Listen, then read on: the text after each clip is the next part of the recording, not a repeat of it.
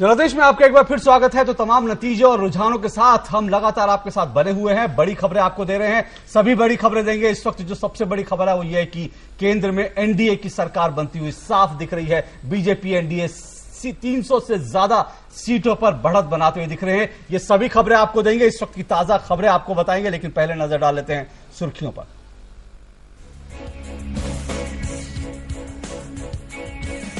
लोकसभा चुनाव नतीजों के रुझानों में एनडीए बहुमत की ओर, यूपीए के दहाई आंकड़ों में सिमटने के संकेत। नरेंद्र मोदी वडोदरा और वाराणसी से बड़े अंतर से आगे। राजनाथ सिंह, लालकृष्ण आडवाणी भी अपनी अपनी सीटों पर आगे, लेकिन अरुण जेटली पंजाब में पिछड़ रहे हैं अमृतसर सीट पर। कई दिग्गज पीछे, सलमान खुर्शीद, अजीत सिंह, कपिल सिब्बल फिलहाल चल रहे हैं पीछे। शुरुआती दौर में पिछड़ने के बाद राहुल गांधी ने अमेठी में बनाई बढ़त, कांग्रेस ने स्वीकारी हार। रुझानों के अनुसार गुजरात और राजस्थान में भाजपा क्लीन स्वीप की ओर, केरल में पहली बार खाता खुलने के मिल रहे हैं संकेत। पश्चिम बंगाल में भी भाजपा को फायदा, कई और राज्यों में भाजपा को बड़ी जीत के संकेत। और आम आदमी पार्टी दिल्ली में दिख रही है बेअसर, लेकिन पंजाब में पार्टी को राहत के संकेत।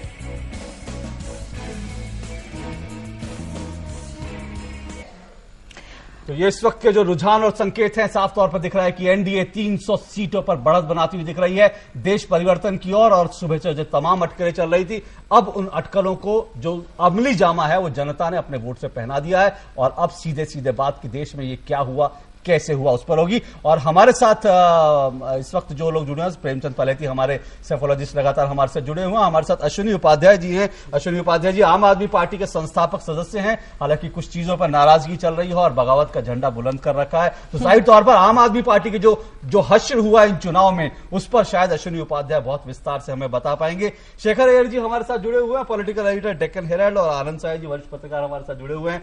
सबसे पहले अश्विनी उपाध्याय जी आपसे ले लिया जाए, आम आदमी पार्टी दिल्ली में फिलहाल जो संकेत रुझान मिल रहे हैं, 7 की 7 सीटों पर पिछड़ रही है। यानी विधानसभा चुनाव में जिस पार्टी को इतनी शानदार जीत मिली थी, आज दिल्ली में उसका सफाया होता दिख रहा है। दिल्ली छोड़कर जाना आम आदमी पार्टी को बहुत महंगा पड़ा। बहुत बड़ा ये एक्चुअली ट्रेंड सेटिंग हमारा डिसीजन हो गया था, इसी ने सारा गड़बड़ किया है। और भी कुछ चीजें और भी थी, लेकिन जो दिल्ली छोड़ के जाना हुआ, क्योंकि आज की डेट में जनता इतनी जागरूक हो गई है, उसको बाकायदा उसको चाहिए, रिजल्ट चाहिए। अगर आपको मौका मिल रहा है तो जब तक आप उसको करोगे नहीं, तब तक आपके ऊपर भरोसा नहीं होगा। उससे भरोसा टूट गया जी, तो वो सबसे बड़ा सेटबैक रहा हमारे दिल्ली के लिए।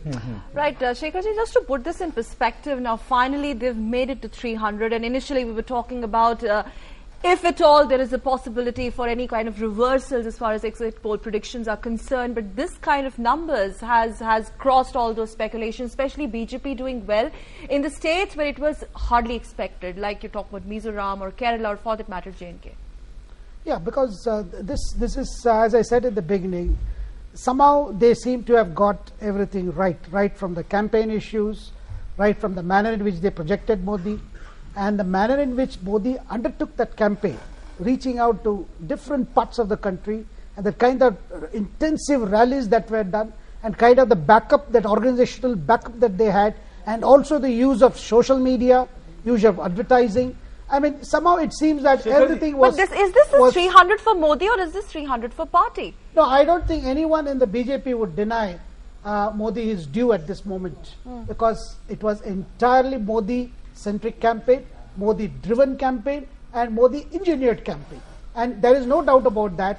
And those in the BJP who were opposed to Modi, who did not like his anointment, would agree with the rest of the other party members who chose that they had no other go other than projecting Modi. And that strategy, which got shaped first in June last year when he was made head of the campaign committee, then subsequently in September when he was made the Prime Minister candidate, I think that was the turning point for the BJP. But what about Congress now? What about Congress's strategy of Save Rahul campaign and all of that? And now Save Rahul नहीं है, सकल वहाँ पर कांग्रेस में राहुल गांधी के खिलाफ बगावती सुर उठ गए हैं। वहाँ पे नारे लग रहे हैं कि प्रियंका गांधी को आगे लाओ, राहुल गांधी को हटाने की बात चल रही है। And in the last 48 hours, this whole he's missing from the PM's dinner and all of that.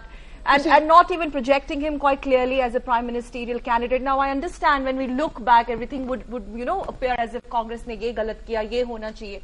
But just to be fair to the party who's at least been there at 2 terms, 10 years, 1 decade. Yeah, they had 10 years. They had a lot of anti-incumbency issues. They had the problem of facing the economic crisis, economic slowdown, inflation, price rise. There were a host of issues, and of course the corruption cases. So in this campaign, they were on the back foot. And it was a Rahul Gandhi-led campaign, but we did see in the last phases, we found Sonia Gandhi herself taking charge. We had Priyanka Gandhi, also trying to bring in more energy and more momentum. But I think the big story of the Congress this time is somewhere along they could not convince voters that they could be given another term. But one good news is now Rahul Gandhi is ahead by around 3,000 votes. जी, राहुल गांधी फिलहाल आगे चल रहे हैं अमेठी में, लेकिन अभी भी वहां पर बड़ा दिलचस्प मुकाबला है क्योंकि राहुल गांधी पिछली बार 3.25 लाख वोट से जीते थे। तो अगर राहुल गांधी इस बार अगर 50,000 वोट से भी जीतते हैं तो भी कांग्रेस के लिए एक बड़ा सेटबैक होगा, बहुत बड़ा सेटबैक होगा। और इस वक्त हम सीधा बीजेपी हेडक्वार्टर में चलते हैं, दिल्ली में बीजेपी मुख्यालय में। बहुत अरसे बाद दिल्ली में बीजेपी को जश्न मनाने का मौका मिला है क्योंकि दिल्ली विधानसभा चुनाव में बीजेपी जश्न मनाने से चूक गई थी। अनिल जैन जी हमारे साथ, बीजेपी के नेता हमारे साथ जुड़ेंगे दिल्ली हेडक्वार्टर से, और कांग्रेस हेडक्वार्टर में हमारे साथ जुड़ेंगे जयवीर शेरगिल, कांग्रेस के नेता। लेकिन सबसे पहले मैं अनिल जी आपके पास आऊंगा। अनिल जी, सबसे पहले तो बधाई आपको। अभी यहां पर बात चल रही थी जीत किसकी है, बीजेपी, लेकिन मैं इसमें एक बात और जोड़ता हूं, क्या ये संघ परिवार की जीत है? क्योंकि जिस तरह का हमने इस बार मोमेंटम देखा, पूरा संघ परिवार मोदी के पीछे एकजुटता से जो खड़ा हुआ था, क्या उसको भी कुछ क्रेडिट जाता है इस बार के चुनावी जीत पर? देखिए, ये जीत मोदी लेड बीजेपी की जीत है और संघ परिवार हमेशा, संघ परिवार का मार्गदर्शन सहयोग हमेशा रहा है। इस बार देश परिवर्तन की बयार में चल रहा था, इस बार देश के लिए परिवर्तन बहुत आवश्यक था, इसलिए संघ कोई समाज से अछूता नहीं रह सकता। संघ का पूरा आशीर्वाद, पूरा सहयोग और पूरा इन्वॉल्वमेंट रहा है भारतीय जनता पार्टी की जीत दिलाने में। जी, मैं जयवीर शेरगिल जी कांग्रेस के नेता, उनके पास जाऊंगा। जयवीर जी, कांग्रेस अपनी हार स्वीकार कर चुके हैं, लेकिन कांग्रेस की इतनी बड़ी हार होगी इसका अंदाजा शायद कांग्रेस को नहीं था, क्योंकि कल तक हम लगातार कांग्रेस नेताओं के मुंह से ये सुन रहे थे कि 2004 में, 2009 में तमाम एग्जिट फेल हुए थे और इसलिए कांग्रेस एक बार फिर से अच्छा करेगी, बेहतर करेगी, ऐसी बातें सुन रहे थे। लेकिन क्या कांग्रेस को अंदाजा था कि ये बुरी हाल हो गई इस बार कांग्रेस का, इस तरह की दुर्गति होगी? क्या कारण आप देखते हैं, कहां चूक हो गई पार्टी से? नहीं, ऐसा एहसास नहीं था कि इतना बुरा हाल होगा। जिस तरह भी रुझाव चल रहे हैं कि हमारी स्थिति काफी कमजोर लग रही है। दूसरा, आपने कहा कि क्या कारण है। जब भी कोई हार या लॉस होता है, उसकी खासियत होती है कि वो आपको एहसास दिलाती है कि आपके प्लान्स फुल प्रूफ नहीं थे। आपको अपने ऑर्गेनाइजेशन और प्लान्स को फुल प्रूफ करके फिर अपने लक्ष्य की तरफ चलना है। कम्युनिकेशन फेलियर मैं सबसे नंबर 1 कहूंगा कि हमारे क्यों हम पीछे रह गए हैं। अपनी अचीवमेंट्स को हम प्रचार नहीं कर पाए, जब हम पे स्ट्रांग एलिगेशंस लगी हम उसका स्ट्रांग तरीके से रिबटल नहीं कर पाए। तीसरा, जो बीजेपी का ये 10,000 करोड़ का कैंपेन है, जो ये पैसा जहां से आया है, इस पे भी सवाल उठे हैं, वो रंग लाया है। जयवीर जी, तो कम्युनिकेशन फेलियर। नहीं, जयवीर जी माफी चाह रहा हूं, आप वही बातें कर रहे हैं जो चुनाव में कांग्रेस बार बार दोहराती रही कि जी हमारा मीडिया मैनेजमेंट अच्छा नहीं है, बीजेपी ने तो इतना पैसा खर्च कर दिया। अगर पैसे से चुनाव जीते जा सकते होते, मुझे नहीं लगता कि देश की जनता को हमें इतना मानना चाहिए कि देश की जनता पैसे को और मीडिया को देखकर वोट दे देती है। आप अपनी कमियों की ओर क्यों नहीं देख रहे? आप पहले दिन से अगर देखिए कांग्रेस में सब कुछ गड़बड़ था, लेकिन कांग्रेस में आज आप कह रहे हैं कि हां हमसे चूक हुई, लेकिन ये बात पहले क्यों नहीं आई? आपने टिकट दिया गौतम बुद्ध नगर से जिनको, वो छोड़ करके पार्टी वापस बीजेपी में चले गए। ऐसे एक नहीं कई कैंडिडेट हैं जिनको आपने टिकट देना चाहा, वो बीजेपी में चले गए। जाहिर तौर पर कांग्रेस के घर के भीतर बहुत उथल पुथल थी, लेकिन आप लोग इसको नजरअंदाज कर रहे थे, कारपेट के नीचे दबा रहे थे इसको। आप देखिए, मैंने अपनी बात ही यहां से शुरू की। मैं मीडिया कई कॉम्बिनेशन है, कई फैक्टर्स है जिनका परमुटेशन कॉम्बिनेशन है। सबसे पहला मैं अपना कम्युनिकेशन फेलियर कहूंगा। दूसरा, सही समय पे हमने आके एलिगेशंस का रिबटल नहीं किया। तीसरा, मैं कैंपेन पे जो इल्जाम 10,000 करोड़ का लगा रहा हूं वो, पर हमें अपनी कमियों का एहसास भी है। जो कम्युनिकेशन फेलियर वाली बात है, हमने चुनाव के रिजल्ट, ये जो घोषणा हुई है, इससे बहुत पहले भी माना था कि कहीं हम पीछे रह गए अपने अचीवमेंट्स को दिखाने के लिए। काम बहुत हुआ है, बहुत करने वाला है। मैं मानता हूं, बीजेपी को अगर ये मत बना है, वो लोगों के जो उनके साथ आशाएं हैं उन पे खरे उतरेंगे और हम एक कंस्ट्रक्टिव और इफेक्टिव ऑपोजिशन का रोल प्ले करेंगे। क्या कांग्रेस में बीजेपी की तरह होंगे? मैक्सिमम वॉक जयवीर जी, क्या कांग्रेस में चेंजेस होंगे, देखिए, संगठनात्मक चेंजेस होंगे? क्योंकि कांग्रेस मुख्यालय के बाहर आवाज उठ रही है कि राहुल गांधी को हटाइए, प्रियंका गांधी को लाइए। क्या इस तरह के ऑर्गेनाइजेशनल चेंजेस की जरूरत आप महसूस करते हैं? देखिए, अभी कोई हमें चेंजेस की कोई जरूरत या नीड या कोई ऐसा महसूस करने का कोई बात ही नहीं है। अगर जीत भी हो उसमें काडर का वर्कर और लीडर इक्वली रिस्पॉन्सिबल होता है, हार भी हो तो हर कोई इक्वली रिस्पॉन्सिबल होता है, तो कोई ब्लेम गेम या चेंज का सवाल नहीं उठता। All right, Jayvirji, also if you could explain how your big guns are also trailing behind. You've enumerated the lapses and organizational issues. Now, when you look back, you are talking about the issues that led to this kind of, you've been decimated completely. But what about the big guns who have been trailing behind? How do you explain that the dismal performance of your top leadership? I think there was, if I was to analyze, there was a general sentiment. This was not a personality-driven election as far as the Congress is concerned. So people were voting against the sentiment. They were voting for a cause. They were voting for a change. They were not voting for a XYZ individual personality. So I don't think so. Consideration whether a big gun is trailing or other people are trailing is really relevant for this result. What is relevant, what led people to vote in such a manner, a detailed analysis, introspection. As I said earlier, every defeat plants its own seed. It gives a message that you need to rebuild your plans and walk towards your coveted goal. And I think we have hear the message of the people loud and clear. We will analyze it, we will rebuild, but we will final plan, word, and we Javed, are ready to take on the battle. But just to wrap it up here, this part of the discussion, we'll of course keep coming back to you. In retrospective, not projecting Rahul Gandhi as a prime ministerial candidate now, and this whole save Rahul strategy in the last 48 hours before the Priyanka Gandhi rumors are there. How do you explain that? Quickly, very बहुत quickly. जल्दी जी। No. Yes, very quickly. You know, our strategy has been that we are fighting on our issues, development and our policies, not on a specific name. It's a teamwork. There is no regret as far as that is concerned. We will still move forward like a team. मैं आपको रोक रहा हूँ इस वक्त what we Narendra project Modi to के the परिवार के रिएक्शंस हमारे पास आ रहे हैं। सीधा आपको लिए चलते हैं वडनगर में नरेंद्र मोदी के परिवार के क्या रिएक्शन है।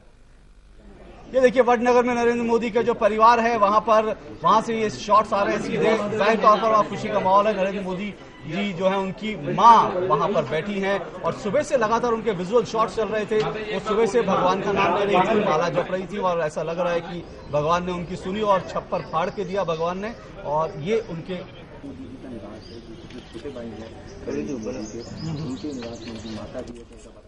जी ये विजुअल्स आप देख रहे हैं नरेंद्र मोदी की मां और वो उनके भाई और उनका पूरा परिवार जो है ये वडनगर से आपको मिल रहे हैं सीधा विजुअल्स। तो नरेंद्र मोदी अभी फिलहाल गांधीनगर में अपने आवास पर हैं। उन्होंने कोई रिएक्शन नहीं दिया है। खबर ये आ रही है कि वो जो उनकी लाइब्रेरी है फिलहाल वहां पर बैठे हैं, सब कुछ टेलीविजन पे देख रहे हैं, लेकिन उनके परिवार में खुशी के माहौल जो है वो दिखाई दे रहा है। ये सब जानकर बहुत ही खुशी हुई। जिस प्रकार से नरेंद्र भाई ने गुजरात में विकास का कार्य किया है उसी तरह से देश का भी विकास कार्य वो करेंगे। और नरेंद्र मोदी की मां उन्होंने क्या कहा, उन्होंने भी अपनी प्रतिक्रिया जताई है। हम फिर कह रहे हैं कि नरेंद्र मोदी ने अभी तक अपनी प्रतिक्रिया नहीं जताई, लेकिन उनके परिवार की तरफ से प्रतिक्रिया आ रही है। वहां से विजुअल्स भी आ रहे हैं, वहां पर लड्डू बन रहे हैं और उनकी मां को सुन लेते हैं क्या कहा उन्होंने। देशनो विकास थयो मारो आशीर्वाद छे। All right, we will try and play out that soundbite again. Narendra Modi's mother, of course, a big moment for her as well. Anandji, quickly, now it's clear, Prime Minister Narendra Modi, but now next the focus shifts to the ministers. Before that, our correspondent Lal Chandra joins us from BJP headquarters in Patna. Now, Lal Chandra, it's over to you. First of all, take us through the celebratory mood there at Patna, the BJP headquarters, and the quick reactions coming from the leadership there, the BJP leadership from Patna.